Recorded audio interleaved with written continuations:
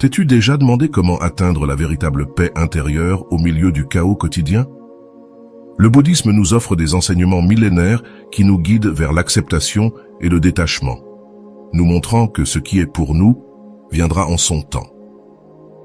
À travers des histoires et des paraboles, nous apprendrons à lâcher prise sur ce qui ne nous appartient pas et à accueillir sereinement ce que la vie nous offre.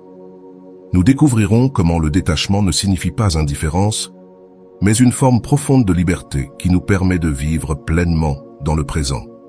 Accompagne-nous dans ce voyage d'autoconnaissance et de transformation personnelle, où nous explorerons ensemble comment appliquer ces enseignements dans notre vie quotidienne pour atteindre une existence plus pleine et consciente.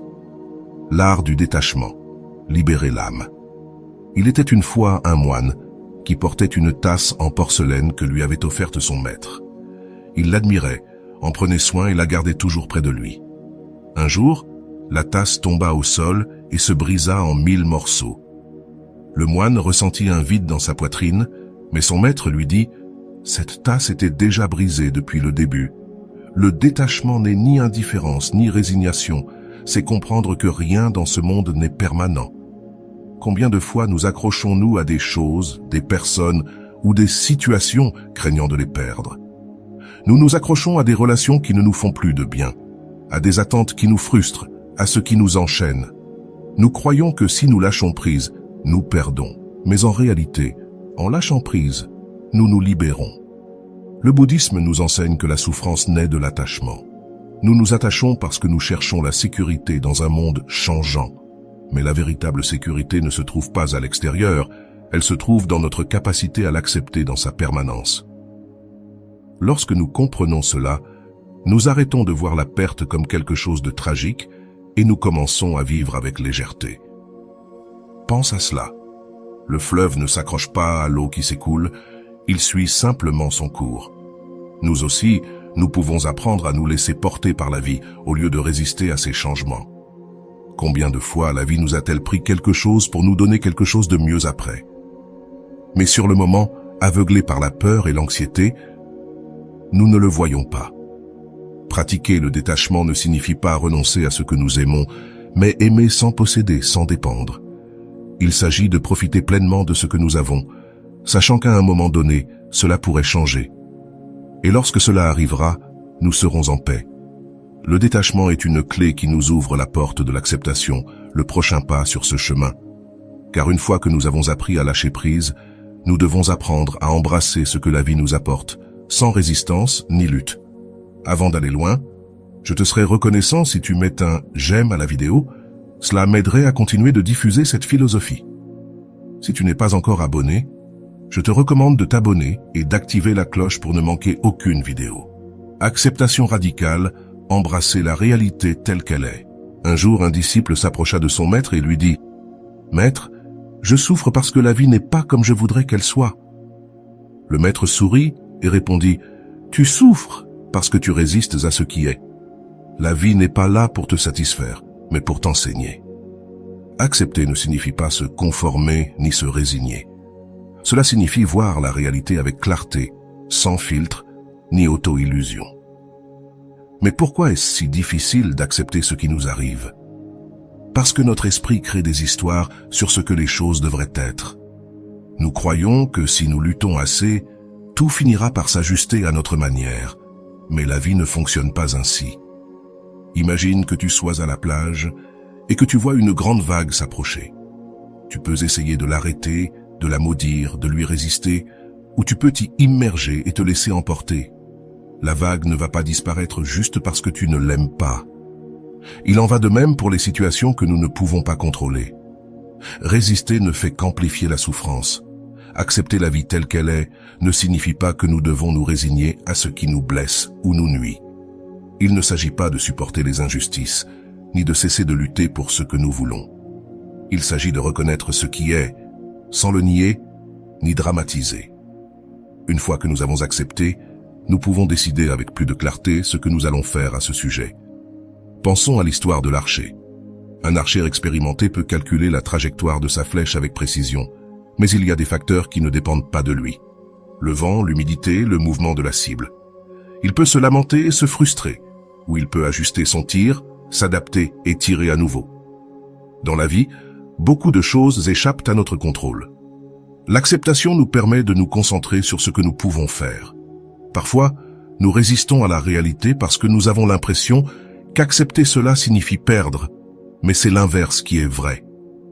Accepter nous donne du pouvoir, nous libère du poids de la lutte inutile, nous permet de lâcher prise sur ce que nous ne pouvons pas changer et de nous concentrer sur ce qui est entre nos mains. Le secret est de changer la question. Au lieu de nous demander « Pourquoi cela m'arrive-t-il ?» Swing, nous pouvons nous demander « Pourquoi cela m'arrive-t-il ?» Cette simple différence change notre perspective, nous permet de trouver un apprentissage là où nous ne voyons que de la souffrance. Accepter signifie aussi nous embrasser nous-mêmes avec nos lumières et nos ombres. Bien souvent, notre plus grande lutte est avec nous-mêmes, nos erreurs, nos imperfections, nos choix passés. Mais nous punir ne nous aide pas. Ce n'est que lorsque nous nous acceptons que nous pouvons nous transformer. Le moine qui a brisé sa tasse a compris que tout était destiné à être comme cela, et dans cette compréhension, il a trouvé la paix. Nous aussi, nous pouvons le faire. Lorsque nous cessons de résister à ce qui est inévitable, nous trouvons une tranquillité profonde. Et c'est dans cette tranquillité que naît la confiance. La confiance que ce qui est pour nous viendra et ce qui ne l'est pas s'en ira. Dans le prochain chapitre, nous explorerons des histoires bouddhistes qui nous aideront à comprendre comment la vie nous donne toujours ce dont nous avons besoin, même lorsque nous ne le comprenons pas. La méditation nous aide à trouver la clarté au milieu du chaos. Dans le prochain chapitre, nous explorerons comment la pratique de la méditation nous permet de nous connecter à la paix intérieure et de renforcer notre confiance en la vie. La pratique de la méditation pour cultiver la paix intérieure dans un monastère bouddhiste, un disciple s'approcha de son maître et lui dit « Mon esprit est un tourbillon de pensées. J'essaie de trouver la paix, mais plus j'essaie, plus je me sens agité. » Le maître sourit et lui demanda de prendre un verre d'eau avec de la terre et de le secouer. « Maintenant, attends, » lui dit-il. Peu à peu, la terre se déposa au fond et l'eau devint cristalline. « C'est ainsi que fonctionne l'esprit, » expliqua le maître. « Si tu le laisses calme, la clarté arrive d'elle-même. » La méditation est l'un des outils les plus puissants du bouddhisme pour entraîner l'esprit et trouver la paix intérieure.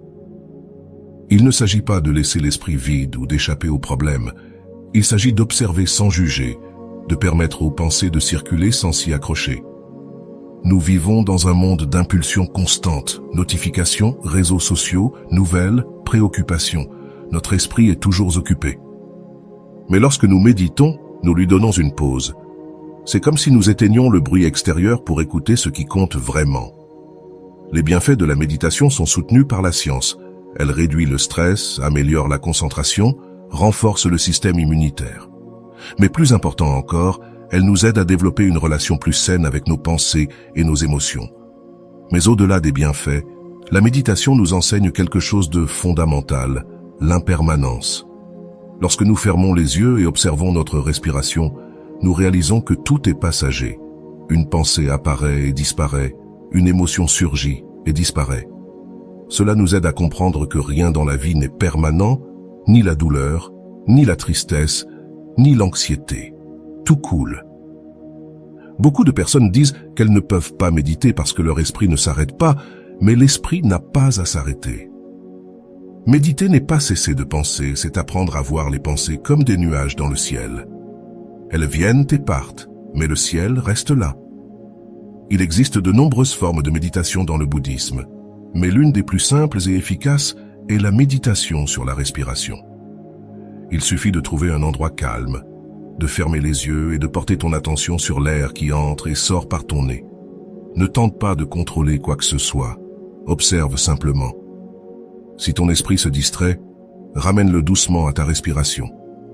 Il n'y a rien à forcer.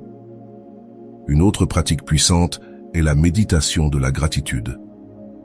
Chaque jour, consacre quelques minutes à réfléchir sur les choses pour lesquelles tu te sens reconnaissant.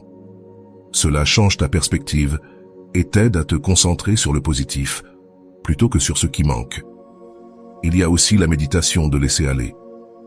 S'il y a quelque chose qui te préoccupe ou te pèse, imagine que tu le tiens dans tes mains, respire profondément et, avec chaque expiration, imagine que tu le lâches peu à peu. C'est une pratique simple mais puissante pour libérer les charges émotionnelles. À mesure que nous méditons régulièrement, nous commençons à remarquer des changements. Nous réagissons moins face aux difficultés, nous ressentons plus de paix dans notre quotidien, nous apprenons à vivre avec plus de présence, et cette présence est clé pour lâcher prise et flotter avec la vie. C'est le prochain pas sur notre chemin. Dans le prochain chapitre, nous explorerons comment apprendre à faire confiance à l'univers et lâcher la nécessité de contrôler chaque détail de notre existence. Un jour, un disciple se trouvait au bord de la rivière avec son maître. Alors qu'ils observaient l'eau, le maître lui dit « Regarde comment elle coule sans résistance, s'adaptant à chaque roche, chaque courbe, chaque changement de chemin. Elle ne lutte pas contre le courant, elle avance simplement. Nous tentons de tout contrôler, nos relations, notre avenir, ce que les autres pensent de nous. Nous croyons qu'en planifiant suffisamment, nous pouvons éviter la douleur et garantir notre bonheur, mais la vie ne fonctionne pas ainsi. Comme la rivière, elle est en mouvement constant.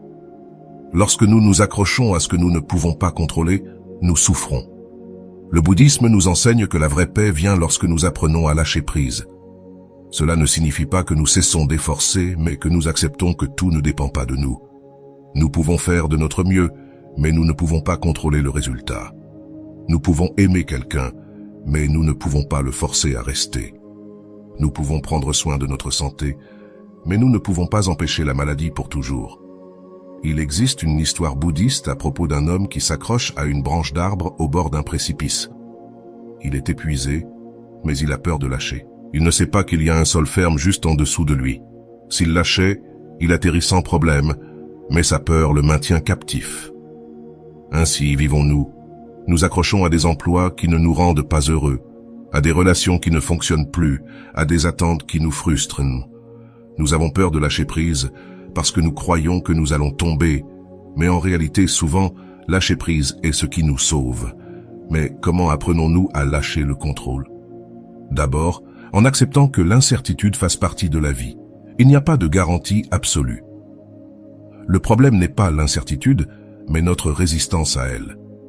Plutôt que de voir l'avenir avec peur, nous pouvons le voir avec curiosité. Quelles opportunités la vie me réservera-t-elle? Il est aussi utile de se rappeler que souvent, ce que nous croyons être un problème est en réalité une porte.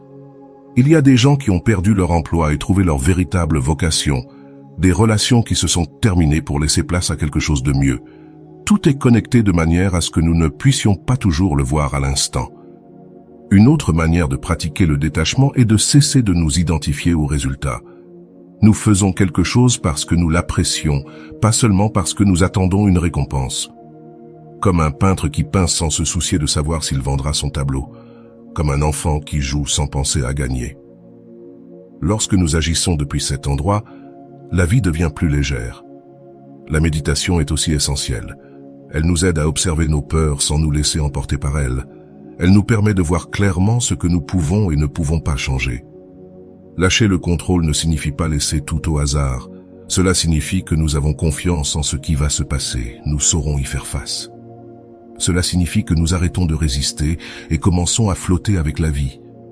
Et quand nous flottons, quelque chose de beau se passe.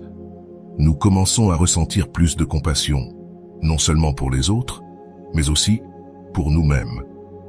Parce que lâcher prise ne concerne pas seulement le monde extérieur, mais aussi notre propre jugement et autocritique. Dans le prochain chapitre, nous explorerons comment la compassion nous aide à vivre avec plus d'amour et moins de souffrance. Un moine marchait sur un sentier lorsqu'il vit un homme se frapper la poitrine et pleurer. « Maître, dit l'homme, j'ai commis de nombreuses erreurs, j'ai blessé des personnes que j'aime, et je ne peux pas me pardonner. » Le moine lui répondit doucement, « Si un oiseau se brise l'aile en volant mal, comment pourrait-il voler à nouveau? La culpabilité est la pierre qui empêche notre progression. La compassion est le vent qui nous permet de continuer. Dans le bouddhisme, la compassion est l'un des piliers les plus importants, mais il ne s'agit pas seulement d'être aimable envers les autres, il s'agit aussi d'apprendre à être aimable avec nous-mêmes. Bien souvent, nous sommes notre pire juge, nous nous punissons pour des erreurs passées, nous exigeons la perfection et nous nous parlons durement. Nous nous disons des choses que nous ne dirons jamais à une personne que nous aimons. Mais à quoi sert cette dureté? Est-ce que cela nous aide à nous améliorer? La vérité, c'est que non. L'autocompassion n'est pas une excuse pour éviter la croissance, mais la base pour changer sans peur. Un arbre ne devient pas plus fort si on le frappe, mais si on l'arrose avec patience. Il existe une pratique bouddhiste appelée BNA, ou méditation de l'amour bienveillant. Elle consiste à répéter des phrases de compassion, d'abord envers nous-mêmes, puis envers les autres. Cela commence par quelque chose de simple, comme « que cela soit bien, que tu sois heureux, que tu vives en paix ». Au début, cela peut sembler étrange. Beaucoup de gens trouvent difficile de se souhaiter du bonheur à soi-même, parce qu'ils ont l'impression de ne pas le mériter. Mais la réalité, c'est que c'est seulement lorsque nous apprenons à nous traiter avec amour que nous pouvons offrir un amour véritable aux autres. La compassion signifie aussi comprendre que nous sommes tous sur un chemin d'apprentissage. Personne ne naît en sachant comment vivre. Nous faisons tous des erreurs, nous prenons de mauvaises décisions, nous réagissons de façon que nous regrettons ensuite. Mais si nous continuons à nous punir pour le passé, nous ne pourrons pas avancer. Avec compréhension, non pas parce que l'autre personne le mérite, mais parce que nous méritons la paix. Il y a une histoire bouddhiste sur un homme qui portait un sac de pierre sur son dos. Il était épuisé, mais continuait à marcher sans le lâcher. Un moine le vit et lui demanda « Pourquoi portes-tu ce poids ?» L'homme répondit « Ces pierres sont mes rancœurs et mes ressentiments. » Le moine lui dit « Tu n'as pas besoin de les porter pour continuer ton chemin. » Ainsi, nous vivons souvent, nous accrochons à la colère, aux ressentiments, aux blessures du passé. Nous croyons qu'en gardant la rancune, nous punissons ceux qui nous ont fait du tort. Mais en réalité, nous nous punissons nous-mêmes. Lâcher le ressentiment ne signifie pas oublier, mais se libérer du poids qui nous empêche d'avancer. Un maître bouddhiste a dit un jour « Si tu tiens une braise avec l'intention de la lancer à quelqu'un, c'est toi qui te brûles en premier. » La colère et la haine nous détruisent plus que la personne à qui elles sont destinées. Mais comment cultiver la compassion lorsque nous avons été blessés? D'abord, en comprenant que chaque personne agit selon son niveau de conscience. Quelqu'un qui fait du mal aux autres souffre probablement aussi. Cela ne justifie pas ses actes, mais cela nous aide à ne pas les prendre de manière personnelle. Ensuite, en nous donnant la permission de guérir. Nous n'avons pas à porter la blessure éternellement. Nous pouvons choisir de clore ce chapitre et de passer à autre chose. Et enfin, en nous souvenant que la compassion n'est pas une faiblesse, mais une force. Il faut plus de courage pour pardonner que pour garder rancune. Il faut plus de bravoure pour lâcher prise que pour s'accrocher. Lorsque nous cultivons la compassion, notre vie change. Nous arrêtons de réagir par peur et commençons à agir avec amour. Nous devenons plus patients, plus compréhensifs, plus légers. Et cette compassion transforme non seulement notre relation avec nous-mêmes et avec les autres, mais elle nous aide aussi à vivre de manière plus harmonieuse et en paix avec le monde. Dans le prochain et dernier chapitre, nous explorerons comment intégrer ces enseignements dans notre vie quotidienne pour vivre avec plus de sagesse et de plénitude. Intégrer les enseignements bouddhistes dans la vie quotidienne. Un moine et son disciple marchèrent dans la forêt. Le disciple, anxieux, lui demanda « Maître, combien de temps me faudra-t-il pour atteindre l'illumination ?» Le maître répondit « Si tu marches avec hâte, tu mettras beaucoup de temps. Si tu marches avec patience, tu arriveras avant ce que tu imagines. » Voici le grand secret du bouddhisme. La transformation ne se fait pas du jour au lendemain. Ce n'est pas une question de lire un livre, de regarder une vidéo ou de comprendre un concept immédiatement. Il s'agit d'appliquer ce que l'on a appris jour après jour dans notre vie quotidienne. Car il ne sert à rien de savoir que l'attachement cause la souffrance si l'on continue à s'y accrocher par peur. Il ne sert à rien de comprendre l'importance de l'acceptation si l'on continue à résister à ce qui est. Ce n'est pas un beau concept, mais une manière de vivre. D'abord, la pratique du détachement ne signifie pas abandonner tout et vivre sans lien émotionnel, mais apprendre à apprécier sans posséder.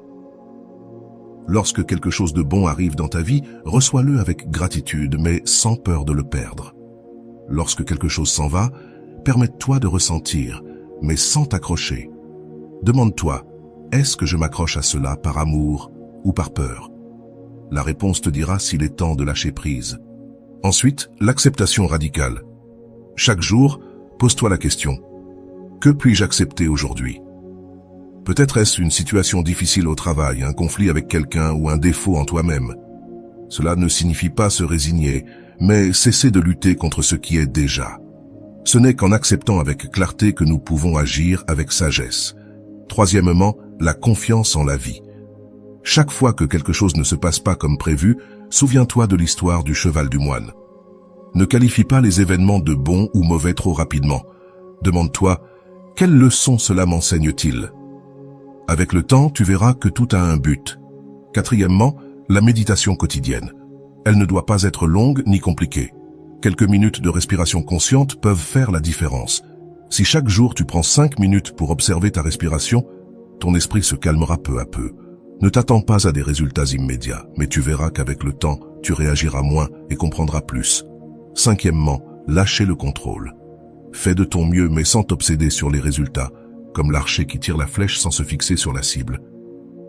Si quelque chose ne se passe pas comme tu le voulais, au lieu de te frustrer, demande-toi « Comment puis-je m'adapter à cela ?»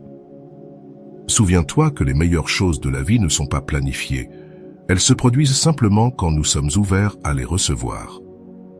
Sixièmement, la compassion dans chaque action. Tu n'as pas besoin de faire de grands gestes pour pratiquer la compassion. Un geste aimable, un mot d'encouragement, même un sourire, peuvent changer la journée de quelqu'un. Mais surtout, sois compatissant envers toi-même. Au lieu de te critiquer pour chaque erreur, parle-toi comme tu parlerais à un ami. La vie est un chemin en constante évolution. Ne t'attends pas à atteindre un état d'illumination parfait. Il ne s'agit pas d'atteindre un but, mais de marcher avec conscience. Il y aura des jours où tu oublieras tout cela et réagirons avec attachement, peur ou frustration. Et c'est bien ainsi. L'apprentissage n'est pas linéaire. Ce qui est important, c'est de revenir encore et encore à ces principes. Le bouddhisme n'est pas une théorie, c'est une pratique. La meilleure façon de l'intégrer, c'est de le vivre, d'expérimenter, de se tromper et de continuer à avancer. Chaque jour est une nouvelle occasion d'appliquer ces enseignements, de lâcher un peu plus, de faire confiance un peu plus, de vivre avec plus de paix. Si cette vidéo t'a aidé, abonne-toi à la chaîne pour continuer à explorer ensemble ces enseignements qui transforment la vie. Laisse-nous dans les commentaires quelle leçon t'a le plus touché et si tu as vécu des expériences où la vie t'a montré que tout arrive en son temps. Nous voulons te lire. À bientôt dans la prochaine vidéo.